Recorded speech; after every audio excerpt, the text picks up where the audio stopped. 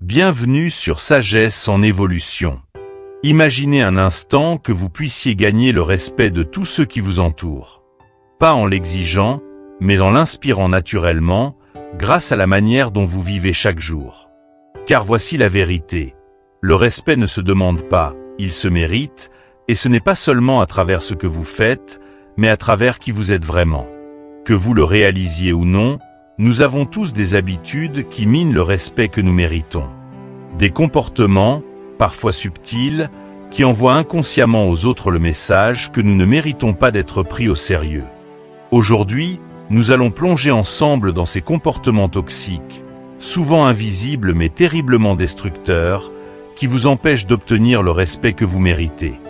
Ce ne sont pas des choses que l'on enseigne dans les livres ou à l'école, mais elles façonnent la manière dont les autres vous perçoivent et influencent vos relations, votre carrière, et même la façon dont vous vous voyez vous-même. Si vous avez déjà ressenti que, malgré tous vos efforts, les gens autour de vous ne vous accordaient pas le respect que vous pensez mériter, ou si vous vous demandez pourquoi vos relations professionnelles ou personnelles semblent manquer de profondeur et d'admiration mutuelle, alors cette vidéo est pour vous. Nous allons découvrir ensemble pourquoi ce n'est pas toujours une question de compétence ou de bonne volonté, mais de ces petites habitudes quotidiennes qui s'accumulent et finissent par éroder l'image que vous renvoyez aux autres. Vous apprendrez qu'il ne suffit pas d'être talentueux ou de bien faire votre travail pour être respecté. La clé réside dans la manière dont vous gérez vos actions, vos responsabilités, et, plus important encore, dans le respect que vous vous accordez à vous-même. Le respect commence par vous. Si vous ne vous respectez pas assez pour corriger certaines de ces habitudes destructrices, personne d'autre ne le fera pour vous. Alors restez avec nous, car au cours de cette vidéo, vous allez découvrir les comportements précis à éliminer de votre vie, des comportements qui sabotent vos relations et votre succès sans même que vous ne vous en rendiez compte. Nous allons explorer ensemble comment vous pouvez commencer à reprendre le contrôle, à transformer ces habitudes en force et à enfin commander le respect que vous méritez véritablement. Préparez-vous à une transformation profonde et puissante. Une transformation qui ne viendra pas d'un changement superficiel, mais d'un changement intérieur, là où tout commence. Si vous êtes prêt à franchir cette étape vers une meilleure version de vous-même, alors cette vidéo est votre première clé. Restez avec nous, et vous comprendrez pourquoi le respect est bien plus qu'une simple question d'apparence ou d'action isolée. C'est une question d'identité et de cohérence avec vos valeurs. Vous ne voudrez pas manquer la suite. 1. Cessez de faire des excuses. L'une des vérités les plus dures à accepter est celle-ci. Les excuses tuent le respect. Dans notre quête pour expliquer nos erreurs ou nos manquements, nous croyons souvent qu'une bonne excuse suffira à apaiser les tensions ou à justifier nos échecs. Mais ce que beaucoup ne réalisent pas, c'est que chaque excuse que nous avançons nous éloigne un peu plus du respect que nous méritons. Pour les stoïciens, accepter la responsabilité de ses actions, sans détour ni justification, est un principe fondamental. Il est temps d'explorer pourquoi les excuses sapent non seulement le respect des autres, mais également la confiance que nous avons en nous-mêmes. Il est important de commencer par comprendre pourquoi nous avons recours aux excuses. L'être humain, face à une situation où il a échoué ou déçu, ressent souvent le besoin de se justifier pour protéger son ego. L'idée de reconnaître une erreur nous rend vulnérables, et notre instinct de survie émotionnelle pousse à trouver des circonstances extérieures sur lesquelles blâmer la situation. Un trafic dense, un collègue qui ne fait pas son travail à temps, une fatigue imprévue. Ce sont des facteurs que nous utilisons pour nous dédouaner. Nous nous convainquons que ces excuses nous évitent des reproches, alors qu'en réalité, elles affaiblissent notre image. Prenons l'exemple concret d'un employé qui arrive souvent en retard au bureau. Au lieu d'assumer sa mauvaise gestion du temps, il blâme les embouteillages ou des imprévus matinaux. À court terme, cela peut sembler une solution facile, mais au fil du temps, ses collègues et son supérieur commenceront à douter de sa fiabilité. Peu importe la validité de l'excuse, l'impression laissée est toujours la même. Cette personne n'est pas maître de sa propre vie. Les excuses, si elles sont répétées, ancrent une mentalité de victime. Lorsque vous vous cachez derrière des excuses, vous donnez l'impression que vous n'avez aucun pouvoir sur votre propre vie, comme si les circonstances externes dictaient toutes vos actions. Cette perception affaiblit non seulement l'estime que les autres ont pour vous, mais aussi celle que vous avez pour vous-même. Chaque fois que vous évitez d'assumer la responsabilité de vos actions, vous vous placez dans une posture passive où vous subissez les événements plutôt que de les maîtriser. Un exemple marquant vient de situations professionnelles. Imaginez un chef d'équipe qui, à chaque projet raté, accuse les membres de son équipe, la bureaucratie ou les délais impossibles. À force de toujours détourner la responsabilité, il perdra non seulement la confiance de son équipe, mais aussi son propre pouvoir de gestion. Dans un tel scénario, ce chef d'équipe se victimise, alors que la clé du respect aurait été de reconnaître ses manquements, d'accepter ses erreurs et de chercher des solutions. Le respect naît de la responsabilité, pas de l'évasion. Pour les stoïciens, comme Marc Aurèle et Épictète, la responsabilité personnelle est une des valeurs les plus nobles que l'on puisse incarner. Selon eux, ce qui compte, ce n'est pas ce qui nous arrive, mais comment nous réagissons à ce qui nous arrive. En d'autres termes, même si le trafic ou les circonstances sont en dehors de votre contrôle, la manière dont vous gérez ces circonstances vous appartient entièrement. Blâmer des facteurs externes revient à nier votre propre capacité à agir. Les stoïciens croient que nous devons accepter ce qui est hors de notre contrôle et concentrer notre énergie sur ce que nous pouvons changer. Imaginez un sportif qui échoue à une compétition importante. Il pourrait facilement accuser la météo, le terrain ou même l'arbitre. Cependant, s'il veut gagner le respect de ses pairs, la meilleure attitude est d'accepter la défaite, d'analyser ce qu'il aurait pu mieux faire et de s'engager à s'améliorer.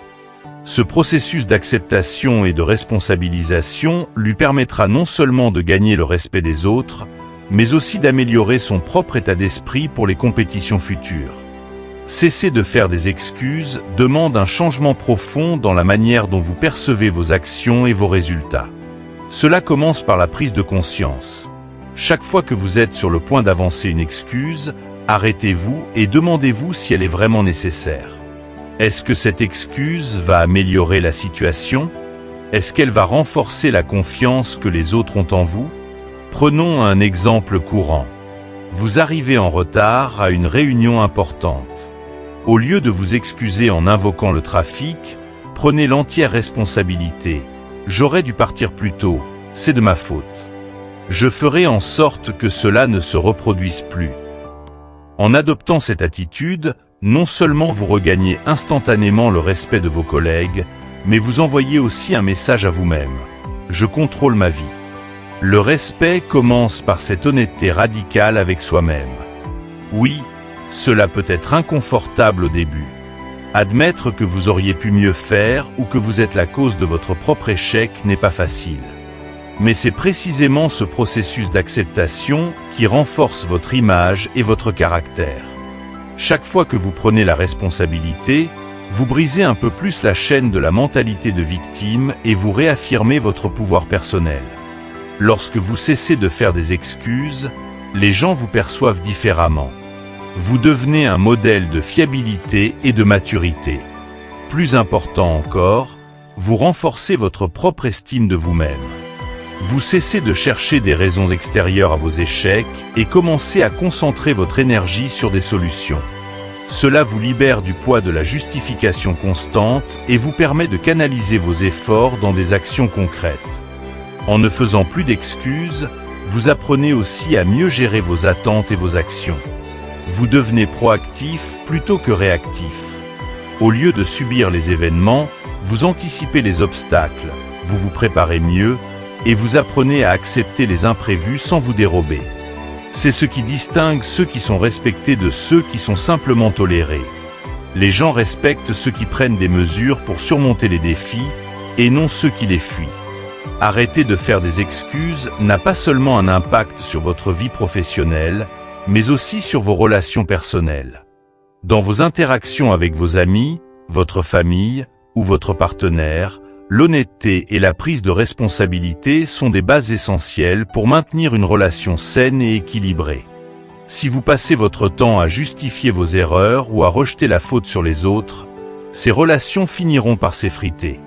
Imaginez une situation dans un couple où l'un des partenaires est constamment en retard pour les rendez-vous ou les événements familiaux, avec toujours une excuse à portée de main.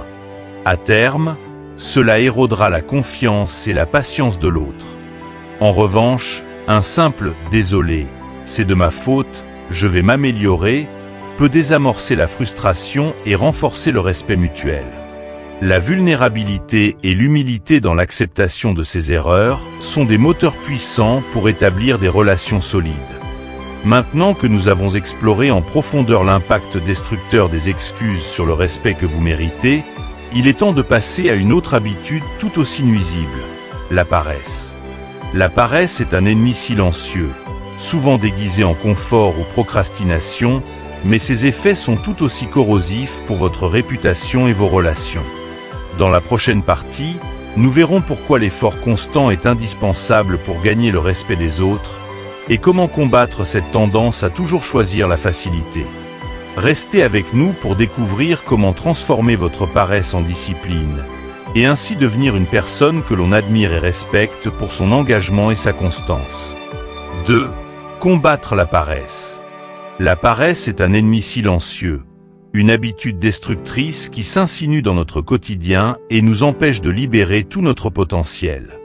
Vous pourriez avoir toutes les compétences, les connaissances et le talent du monde, mais si vous ne passez pas à l'action, rien ne changera. La réalité est simple, les gens ne respectent pas ce que vous pourriez faire. Ils respectent ce que vous faites. La paresse ne vous enlève pas seulement la possibilité de réussir, elle vous prive aussi du respect des autres et, à terme, du respect de vous-même. La paresse est souvent dissimulée sous des excuses que nous inventons pour nous protéger de l'effort. Je pourrais le faire si je voulais, mais ce n'est pas le bon moment, ou j'ai le talent, mais je vais attendre d'être motivé pour m'y mettre. Ce type de discours intérieur est particulièrement dangereux, car il nourrit l'illusion que nous sommes capables de grandes choses, alors que nous restons immobiles.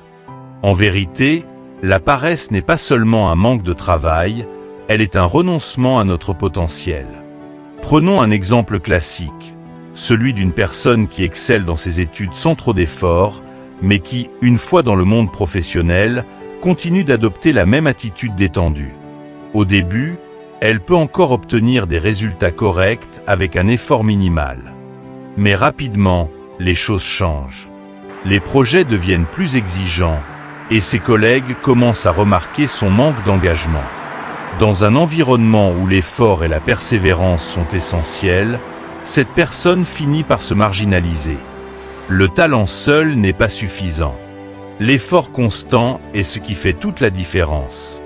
Dans ma propre expérience, lors d'un projet professionnel, je pensais pouvoir m'en sortir en fournissant un minimum d'efforts. J'avais toujours su me débrouiller avec un travail passable. Mais cette fois, cela ne suffisait pas. Mes collègues, qui avaient mis tout leur cœur et leur énergie dans le projet, ont rapidement remarqué que je ne tirais pas mon poids. Ils ont commencé à me considérer comme quelqu'un de paresseux, et pire encore, leur respect pour moi a disparu. Ce que j'avais perdu n'était pas seulement leur admiration, mais aussi leur confiance. Il est essentiel de comprendre que le respect est lié à l'effort, et non à une quelconque promesse de potentiel non réalisée. Vous pouvez être incroyablement talentueux, mais si vous ne mettez pas ce talent à profit par des actions concrètes, les autres finiront par vous considérer comme un individu non fiable, quelqu'un sur qui ils ne peuvent pas compter. Imaginez travailler sur un projet de groupe avec quelqu'un qui a de grandes idées, mais qui ne fait jamais sa part du travail. Même si cette personne est brillante, son manque de contribution finira par éroder le respect que vous avez pour elle. Pourquoi ? Parce que l'effort est visible, et sans effort visible, les gens ne vous accorderont pas de crédibilité. Cela peut paraître dur, mais c'est la réalité. La paresse est invisible à celui qui la pratique, mais très visible aux yeux des autres. Ils verront immédiatement si vous êtes engagé ou si vous vous laissez aller. Et une fois que cette perception s'installe, elle est difficile à changer. Si vous êtes paresseux dans une relation, dans un projet ou dans votre travail quotidien, les autres arrêteront de compter sur vous. Ils n'auront plus confiance en votre capacité à fournir l'effort nécessaire, et c'est ainsi que vous perdrez leur respect. La paresse se manifeste aussi par un manque de préparation et de discipline. Trop souvent, nous tombons dans le piège de la procrastination, reportant les tâches les plus importantes à plus tard. Nous évitons de nous préparer, croyant que nous pourrons improviser ou que les choses finiront par s'arranger d'elles-mêmes. Mais voici le problème. L'impréparation est un signe visible de paresse. Elle montre que vous n'êtes pas suffisamment engagé pour anticiper les défis et les préparer. Un exemple courant est celui d'un étudiant qui, malgré ses compétences, ne se prépare pas pour un examen. Il espère que son talent suffira à compenser son manque de préparation. Mais lorsqu'il échoue, il comprend trop tard que le talent ne remplace pas l'effort. La même règle s'applique dans la vie professionnelle. Si vous vous présentez à une réunion importante sans avoir fait vos recherches ou préparé vos arguments, vos collègues et supérieurs vont rapidement s'apercevoir que vous n'avez pas fait l'effort nécessaire. Et encore une fois, votre crédibilité sera remise en question. La clé ici est la discipline. La discipline, c'est faire ce qu'il faut, même lorsque vous n'en avez pas envie. Elle est l'antithèse de la paresse. Les personnes disciplinées sont respectées parce qu'elles sont constantes dans leur engagement et leurs actions. Elles sont fiables, car elles ne se laissent pas distraire par la facilité ou la tentation de remettre à plus tard. Il est important de reconnaître que la paresse ne naît pas seulement de la fatigue ou du manque de motivation. Elle prend souvent racine dans le confort et la peur de l'échec. Lorsque nous choisissons la voie de la paresse, nous optons pour la facilité et la sécurité, en évitant les défis et les risques. Mais voici la vérité, le confort est l'ennemi de la croissance. Si vous restez dans votre zone de confort, vous stagnez. Et quand vous stagnez, vous perdez le respect des autres, car ils voient en vous quelqu'un qui ne cherche pas à s'améliorer. Prenons l'exemple d'un professionnel qui refuse de prendre des initiatives ou d'assumer des responsabilités supplémentaires. Il préfère faire le strict minimum pour éviter d'échouer. À court terme, cela lui permet d'éviter des erreurs, mais à long terme, il devient invisible aux yeux de ses supérieurs. Il n'y a aucun respect à gagner en évitant les défis, car ce sont ces mêmes défis qui montrent votre engagement, votre détermination et votre capacité à surmonter les obstacles. La peur de l'échec est souvent à l'origine de la paresse. Nous nous disons « Pourquoi essayer si je risque d'échouer ?» Mais cette mentalité est un piège. L'échec fait partie du processus de croissance. Les personnes respectées ne sont pas celles qui réussissent toujours du premier coup, mais celles qui persévèrent malgré les difficultés. Si vous laissez la peur de l'échec vous paralyser et vous conduire à la paresse, vous n'avancerez jamais. En revanche, ceux qui se lancent, qui échouent parfois, mais qui continuent d'essayer, finissent toujours par gagner le respect de leur entourage. Vaincre la paresse demande une approche proactive et un changement d'état d'esprit. Il ne suffit pas de se dire « je vais m'y mettre demain ». Il faut commencer aujourd'hui, même par de petites actions. Voici quelques étapes concrètes pour sortir de la paresse et retrouver le respect des autres et de soi-même. 1. Fixez-vous des objectifs clairs et atteignables. La paresse s'installe souvent lorsque nous n'avons pas de direction claire. Fixez-vous des objectifs spécifiques et réalistes, puis divisez-les en petites étapes. Chaque petite victoire vous rapprochera de votre but et renforcera votre motivation. 2. Planifiez vos journées. La procrastination est l'allié de la paresse. En planifiant vos journées à l'avance, vous créez une structure qui vous pousse à l'action. Une bonne planification vous aide également à rester discipliné, car vous savez exactement ce que vous devez accomplir. 3. Soyez responsable. Partagez vos objectifs avec quelqu'un d'autre, que ce soit un collègue, un ami ou un mentor. La responsabilité envers autrui est un excellent moyen de lutter contre la paresse, car vous ne voulez pas décevoir les autres. 4. Recherchez des défis. Pour sortir de votre zone de confort, il est crucial de rechercher activement des défis. Prenez des initiatives, même si elles semblent difficiles. Plus vous vous confrontez à des situations nouvelles, plus vous grandissez et gagnez en respect. 5. Acceptez l'échec comme une opportunité d'apprentissage. Ne laissez pas la peur de l'échec vous paralyser. Chaque échec est une occasion d'apprendre et de s'améliorer. Ceux qui échouent et persévèrent sont toujours ceux qui finissent par réussir.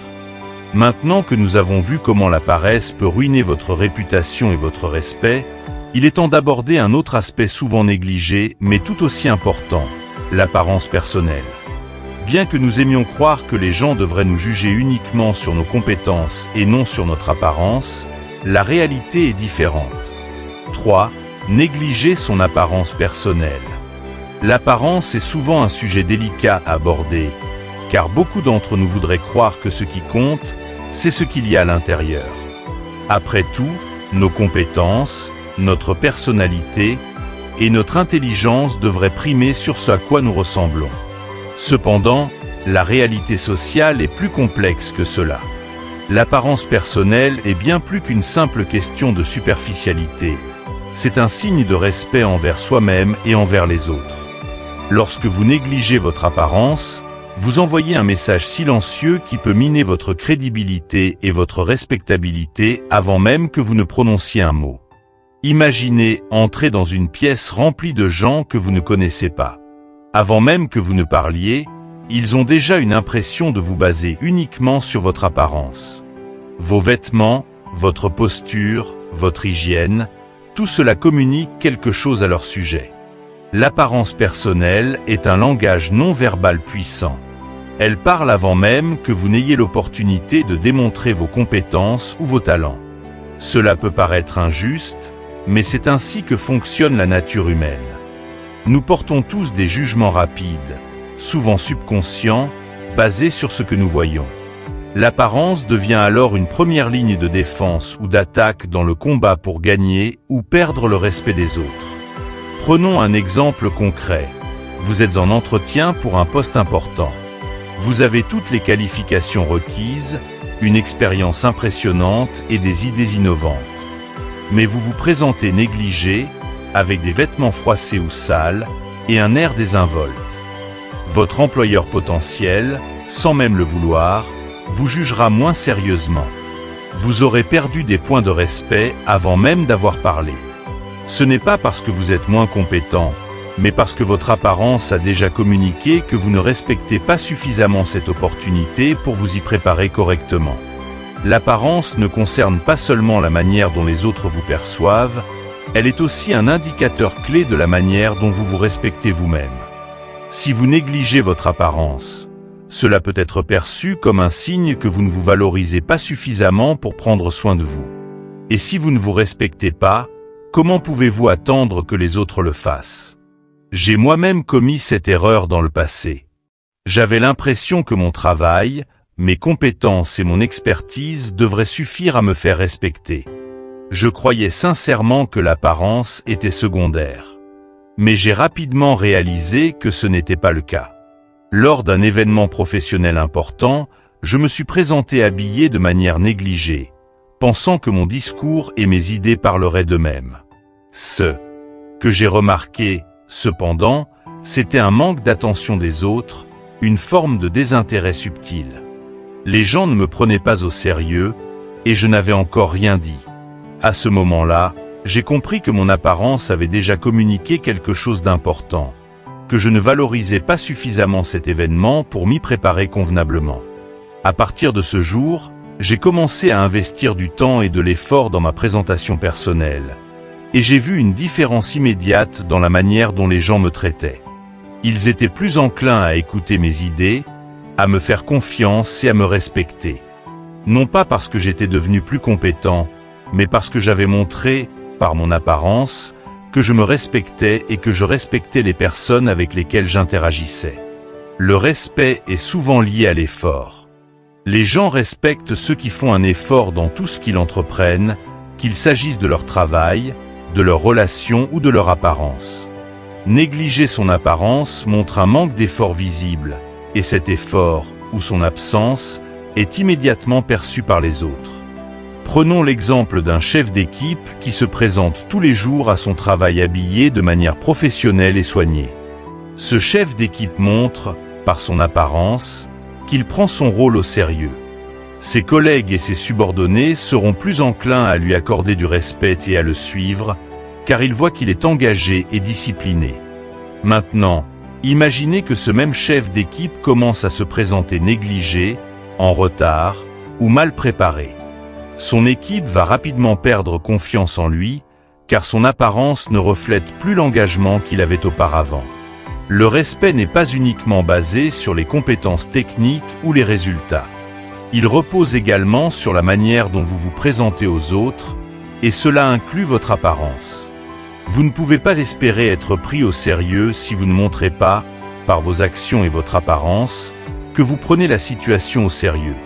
Il est important de souligner que prendre soin de son apparence ne signifie pas être superficiel ou vaniteux. Cela ne signifie pas non plus que vous devez porter des vêtements coûteux ou suivre les dernières tendances de la mode. Ce qui compte, c'est l'effort que vous y mettez, pas la somme d'argent que vous dépensez. Vous pouvez être habillé simplement, mais avec propreté et soin, et cela aura un impact significatif sur la manière dont vous êtes perçu. Beaucoup confondent l'attention portée à l'apparence avec la superficialité. Mais en réalité, l'apparence est une manifestation extérieure de votre discipline intérieure. C'est un indicateur visible de la manière dont vous gérez votre vie.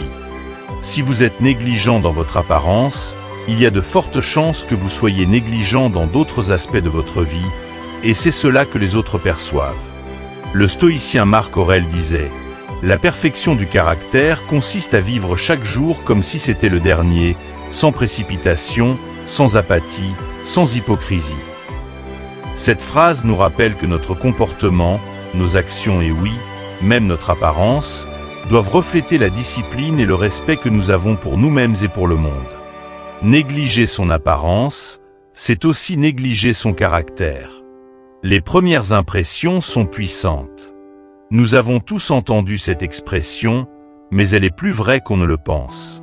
Une étude psychologique a démontré que les premières impressions sont formées dans les 7 premières secondes d'une rencontre. Durant ce laps de temps, ce que vous dites compte moins que ce que vous montrez. L'apparence devient donc cruciale dans ce contexte. Lorsque vous vous présentez de manière soignée et attentive, vous envoyez immédiatement un message fort. Je suis quelqu'un de fiable, de discipliné, et je prends cette situation au sérieux. Ce message a un impact profond, car il établit une base de respect et de confiance, même avant que vous n'ayez commencé à parler ou à démontrer vos compétences. Prenons un exemple dans le domaine des affaires.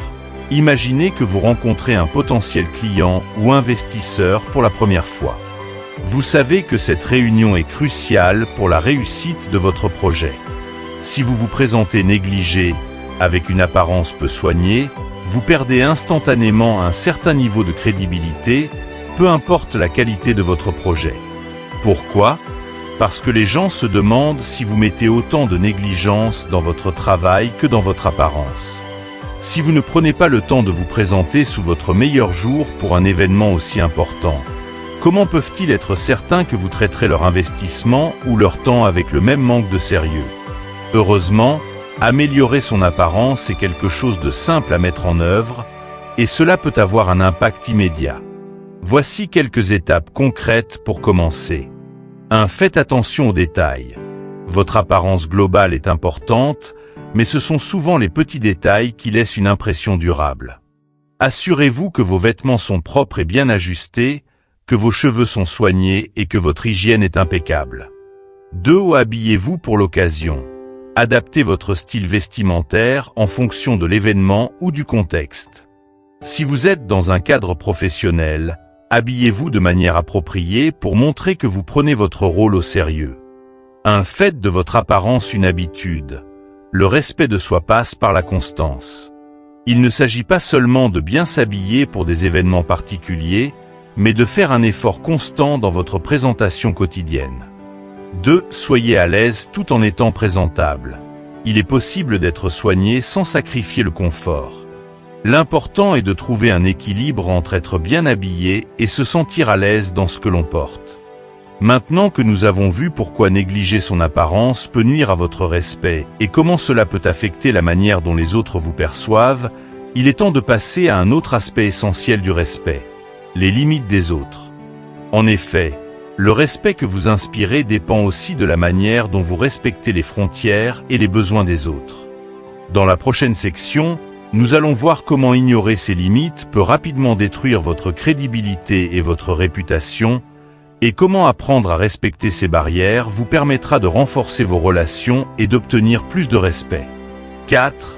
Respecter les limites des autres. Respecter les limites des autres est un aspect fondamental du respect mutuel. C'est aussi l'une des erreurs les plus fréquentes que beaucoup d'entre nous commettent sans même nous en rendre compte. Nous vivons dans une société où l'interaction constante, que ce soit en personne ou via les réseaux sociaux, peut brouiller la frontière entre attention bienveillante et intrusion. Il est facile de penser que montrer que l'on tient à quelqu'un signifie s'impliquer activement dans sa vie, offrir des conseils, ou même intervenir lorsqu'il ou elle ne l'a pas demandé. Cependant, cette manière d'agir peut rapidement devenir invasive, et lorsqu'on dépasse les limites des autres, on court le risque de perdre leur respect.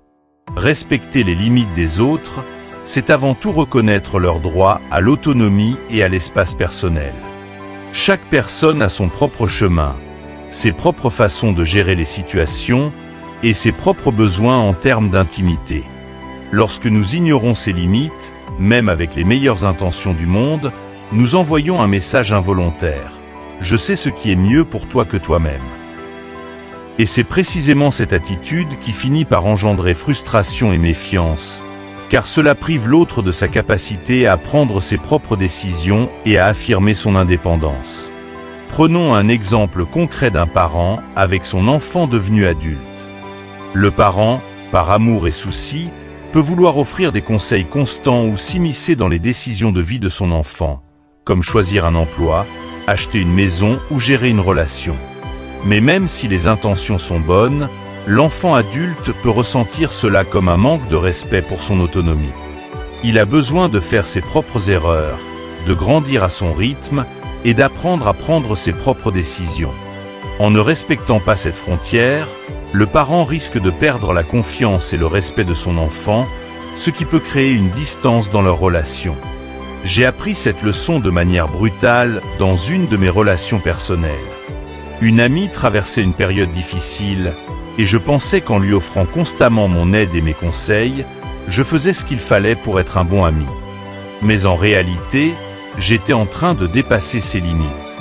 Sans le réaliser, j'étais devenu trop présent, toujours prêt à donner des conseils non sollicités, toujours en train de proposer des solutions à ses problèmes. Finalement, elle m'a demandé de lui laisser de l'espace. Ce fut un choc. Je croyais sincèrement que j'agissais par bienveillance. Cependant, en ignorant son besoin de distance, j'avais fini par perdre son respect. Ce que j'ai compris à ce moment-là, c'est que respecter les limites des autres ne consiste pas seulement à être physiquement distant, mais à être émotionnellement et mentalement conscient de ce dont l'autre a besoin. Parfois, cela signifie reculer et donner à l'autre la liberté d'explorer ses propres solutions, même si cela veut dire qu'il ou elle fera des erreurs. Le respect des limites ne se limite pas aux relations personnelles, il est également crucial dans le monde professionnel. L'environnement de travail est un lieu où les relations sont construites sur la confiance, la collaboration, mais aussi sur le respect des espaces et des rôles. Lorsque vous ne respectez pas les limites de vos collègues ou de vos supérieurs, cela peut rapidement devenir un problème majeur, perçu comme un manque de professionnalisme. Prenons l'exemple d'un employé qui, dans un projet d'équipe, harcèle constamment ses collègues pour obtenir des mises à jour ou pour imposer ses idées sans respecter les délais ou les méthodes de travail des autres. Cet employé, en franchissant les frontières professionnelles, ne fait pas seulement irriter ses collègues, mais perd leur respect. Il est perçu comme quelqu'un qui ne respecte ni leur temps ni leur espace de travail. D'un autre côté, respecter les limites des autres au travail montre que vous comprenez l'importance de l'équilibre et de la collaboration. En respectant le temps des autres, leur méthode de travail et leur rôle dans l'équipe, vous créez un environnement où la confiance peut se développer. Lorsque vos collègues savent qu'ils peuvent compter sur vous pour ne pas empiéter sur leur espace ou sur leurs responsabilités, ils vous verront comme quelqu'un de professionnel, digne de confiance et respectueux. Une erreur fréquente que nous commettons souvent, en particulier dans les relations personnelles, est celle d'offrir des conseils non sollicités. Cela peut sembler inoffensif, mais c'est souvent une façon d'ignorer les limites de l'autre. Offrir des conseils non demandés revient à supposer que l'autre a besoin de nos solutions, ou pire encore, qu'il ou elle est incapable de résoudre le problème par lui-même. Un exemple concret pourrait être un ami qui traverse une crise de couple. Vous pourriez penser que, parce que vous avez déjà vécu une situation similaire, vous avez les clés pour résoudre son problème. Alors, vous offrez sans cesse des conseils, des recommandations, et peut-être même des critiques déguisées. Mais cet ami n'a pas nécessairement besoin de conseils. Parfois, il ou elle a simplement besoin d'un espace d'écoute, sans intervention, sans jugement. En ne respectant pas cette limite, vous risquez de passer pour quelqu'un qui ne comprend pas la situation et, pire encore, pour quelqu'un qui ne respecte pas l'autonomie de votre ami. Cela ne signifie pas que vous ne pouvez jamais donner de conseils, mais que vous devez être attentif aux besoins réels de l'autre. Parfois, la meilleure façon de respecter les limites émotionnelles est simplement d'écouter sans essayer de résoudre les problèmes. Ce simple acte de respect peut faire une énorme différence dans la façon dont les gens vous perçoivent et vous respectent en retour. Le respect des limites est profondément lié à la confiance. Lorsque vous respectez les limites des autres, vous montrez que vous les considérez comme des individus capables de prendre leurs propres décisions, de fixer leurs propres priorités et de gérer leurs propres émotions. En faisant cela, vous gagnez leur confiance. Cette confiance est le fondement du respect mutuel. Mais dès que vous commencez à ignorer ces limites, à vous imposer ou à outrepasser leur espace personnel ou émotionnel, cette confiance se fissure. Prenons un autre exemple dans le cadre professionnel. Un supérieur qui micromanage constamment son équipe, ne laissant aucune marge de manœuvre à ses subordonnés. Ce supérieur, en dépassant les limites professionnelles, empêche ses employés de prendre des initiatives, d'apprendre par eux-mêmes et de grandir. Le résultat est qu'ils perdent leur respect, car il ne leur fait pas confiance. Ils le voient comme un obstacle à leur développement, et cette relation devient rapidement toxique. Respecter les limites, c'est offrir à l'autre la confiance et l'espace nécessaires pour qu'il ou elle puisse s'épanouir. Que ce soit dans une relation personnelle ou professionnelle, c'est un principe universel qui favorise des interactions saines et respectueuses. Respecter les limites des autres est une compétence qui peut être apprise et améliorée avec le temps. Voici quelques étapes pour mieux comprendre et respecter ces frontières. 1. Soyez attentifs aux signaux. Les gens ne vous diront pas toujours directement quelles sont leurs limites. Apprenez à repérer les signes non-verbaux, comme l'inconfort ou la réserve. Si vous remarquez que quelqu'un se sent mal à l'aise ou qu'il ou elle hésite à s'engager dans une conversation, c'est peut-être un signe qu'il ou elle a besoin d'espace. 2. Demandez avant d'agir. Avant d'offrir des conseils ou de vous impliquer dans les affaires personnelles de quelqu'un, demandez-lui si c'est ce qu'il ou elle veut vraiment. Cela montre non seulement du respect, mais cela permet aussi à l'autre de garder le contrôle sur la situation. 3. Ne prenez pas les limites personnellement. Si quelqu'un vous demande de lui laisser de l'espace ou vous impose une limite, ne le prenez pas comme un rejet personnel. Comprenez que les limites sont saines et nécessaires pour que les relations restent équilibrées. 4. Pratiquez l'empathie, mettez-vous à la place de l'autre. Si vous étiez dans une situation similaire, comment aimeriez-vous être traité? Cette perspective vous aidera à respecter les besoins et les désirs de ceux qui vous entourent. 5. Faites preuve de patience. Apprendre à respecter les limites des autres demande du temps et de la pratique. Soyez patient avec vous-même et avec les autres. Le respect se construit sur la durée.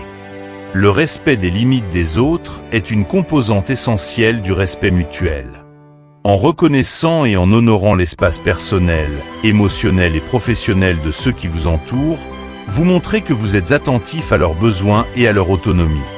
Cela ne fait que renforcer la confiance et le respect que les autres vous portent. Mais il est important de se rappeler que le respect commence toujours par soi-même. Il faut se respecter assez pour mettre en pratique ses comportements et pour améliorer continuellement la manière dont nous interagissons avec les autres. Nous avons maintenant parcouru plusieurs aspects de ce qui fait le respect. Cesser de faire des excuses, combattre la paresse, soigner son apparence et respecter les limites des autres.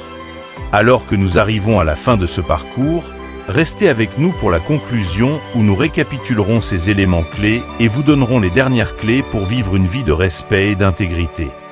Conclusion. En résumé, le respect ne se réclame pas, il se mérite et il commence par vous-même. Chaque décision que vous prenez, chaque action que vous entreprenez, forge l'image que vous renvoyez aux autres, mais aussi à vous-même. Faire des excuses pour justifier vos échecs, céder à la paresse ou ignorer les efforts nécessaires, négliger votre apparence, ou encore dépasser les limites des autres sont autant de comportements qui vous éloignent non seulement du respect que vous attendez des autres, mais aussi de l'estime que vous devriez avoir pour vous-même. Ces habitudes toxiques, aussi subtiles soient-elles, minent progressivement votre crédibilité, votre influence et votre capacité à construire des relations sincères et respectueuses. En revanche, lorsque vous prenez la pleine responsabilité de vos actions, que vous cessez de chercher des excuses et que vous acceptez vos erreurs comme des occasions d'apprentissage, vous gagnez immédiatement en maturité. Le respect des autres viendra alors naturellement, car les gens perçoivent la force et l'intégrité chez ceux qui osent affronter leurs imperfections et qui travaillent à s'améliorer chaque jour. Le respect n'est pas réservé à ceux qui réussissent tout du premier coup, mais à ceux qui persévèrent, qui se relèvent après chaque échec et qui continuent d'avancer avec humilité et détermination. De plus, l'effort constant est un autre pilier du respect. Peu importe vos talents ou votre potentiel, si vous ne vous engagez pas pleinement dans ce que vous entreprenez, les autres ne vous prendront pas au sérieux. Montrez à travers vos actions que vous êtes prêt à faire ce qu'il faut pour atteindre vos objectifs. Le respect s'obtient par l'effort visible et la discipline quotidienne. Et cela commence par des petites choses, comme soigner votre apparence, non pas pour plaire aux autres, mais pour vous montrer que vous vous respectez suffisamment pour vous présenter sous votre meilleur jour. Enfin, respecter les autres, c'est aussi honorer leurs limites. Comprenez que chacun a ses propres besoins, son propre espace émotionnel et mental. En respectant cela, vous démontrez que vous avez la maturité nécessaire pour entretenir des relations authentiques et saines, que ce soit dans votre vie personnelle ou professionnelle. Au final, le respect est un cycle vertueux. Plus vous vous respectez, plus vous attirez le respect des autres. Plus vous prenez soin de votre intégrité, plus vous inspirez confiance. Ce respect commence par de petites actions, des choix quotidiens qui reflètent votre engagement envers vous-même. Alors, prenez soin de vous, car vous êtes la seule personne dont vous aurez toujours besoin pour continuer à avancer. Si ce message a résonné avec vous, si vous avez trouvé des conseils utiles pour améliorer vos relations et votre estime personnelle, alors aimez cette vidéo, partagez-la avec ceux qui pourraient en bénéficier et abonnez-vous à la chaîne Sagesse en Évolution. N'oubliez pas d'activer la cloche de notification pour ne manquer aucun de nos futurs contenus. Ensemble, engageons-nous à devenir la meilleure version de nous-mêmes, car le changement commence toujours par nous.